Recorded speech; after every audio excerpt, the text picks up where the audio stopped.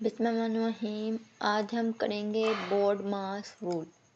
जी, board मास rule होता क्या है, पहले इसको समझते हैं। बी फोर, सबसे पहले बी आ रहा है, B for brackets, O four orders, D for division, M for multiplication, A for addition, S for subtraction.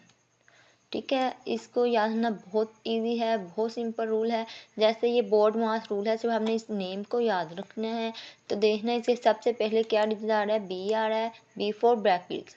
ठीक है, आपने क्वेश्चन के अंदर से देखना है, सबसे पहले जो ब्रैकेट्स होंगे उनको सोल्व करना है। ब्रैकेट्स के अंदर वाला ओ फोर ऑर्डर्स, ऑर्डर्स पावर्स में जो होंगे उसके बाद उनको सॉल्व करना है। डी के बाद डिवीजन, डिवाइड को करना है। उसके बाद एम फोर मल्टीप्लिकेशन, उसके बाद मल्टीप्लाई का साइन जिन वैल्यू के दरमियान होगा उन वैल्यूज़ को करना है। और फिर है ए, फिर एडिशन को आपने करना है और लास्ट पे आपने सब्ट्रैक्शन को करना है। अब ये लास्ट पे मैंने एक एग्जांपल दी है, इसको आप कमेंट सेक्शन में करें जल्दी से।